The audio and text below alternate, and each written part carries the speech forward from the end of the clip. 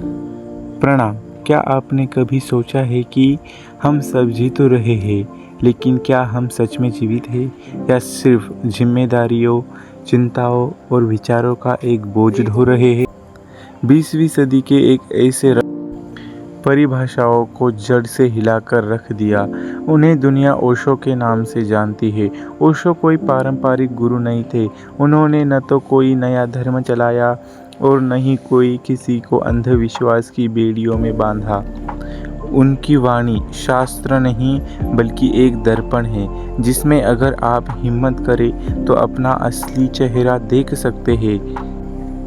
आज के इस 5 मिनट के वीडियो में हम ओशो की उसी क्रांतिकारी वाणी के उन 3 महासत्यों के समझेंगे जो आपके जीवन को देखने का नज़रिया हमेशा के लिए बदल।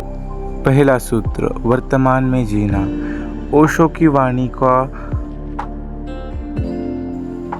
जो पहला और सबसे बुनियादी प्रहर है वह है समय।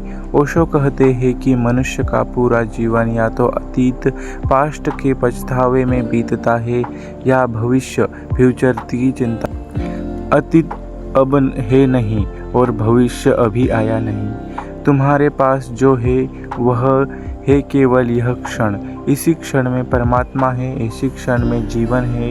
हम सब भोजन करते हैं तो कल की चिंता कर रहे होते हैं। जब हम अपने के साथ बैठे होते हैं तो ऑफिस के काम के बारे में सोचते रहते हैं। ओशो कहते हैं यह मन की बीमारी है।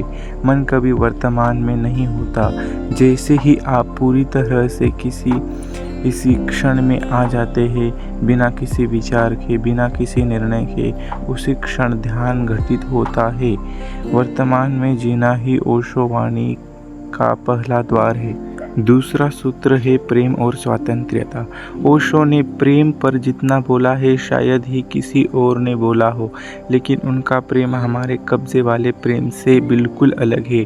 ओशो कहते थे कि जिस प्रेम हम प्रेम कहते हैं वह असल में मोह या मालिकाना हक है। ओशो वाणी कहती है, यदि तुम एक फूल से प्रेम करते हो तो उसे तोड़ना मत, क्योंकि यदि तुम उसे तोड़ते हो तो वह मर जाता है, वह नहीं रहता जिससे तुम प्रेम करते थे। इसीलिए तुम यदि एक फूल से प्रेम करते हो तो उसे रहने दो। प्रेम कब्जे के बारे में नहीं है, प्रेम सहारना के बारे में है। सच्चा प्रेम सामने वाले को बांधता नहीं बल्कि उसे आज़ाद करता है। ओशो के अनुसार जहाँ स्वातंत्र्यता नहीं वहाँ प्रेम दम तोड़ देता है। यदि आपका प्रेम किसी को गुलाम बनाता है तो वह राजनीति है, प्रेम नहीं। तीसरा सूत्र, भीतर की यात्रा। हम पूरी जिंदगी बाहर की दुनिया को बदलने में लगा देते हैं। इच्छा, घर, बड़ी गाड़ी, समाज में मान सम्मान। हम सोचते हैं कि सब मिल जाएगा तो सुखी हो जाएंगे, लेकिन ओशो की वाणी हमें एक कड़वा सच याद दिलाती है। ओशो कहते हैं कि बाहर की संपत्ति तुम्हें केवल आराम दे सकती है, आनंद नहीं। आनंद का एकमात्र स्रोत तुम्हारे भीतर है। तुम चंद्रमा पर जा रहे हो, तुम एवरेस्ट पर चल रहे हो, लेकिन तुम अपने भीतर एक कदम भी नहीं चलते। अब तक तुम स्वयं के भीतर नहीं झांकते। तुम भिखारी ही रहोगे। तुम एक दुनिया के सम्राट ही क्यों न बन जाओ। ओशो के ध्यान मेडिटेशन को किसी मंदिर या गुफा में बैठकर आंखें मूंदने तक सीमित नहीं रखा।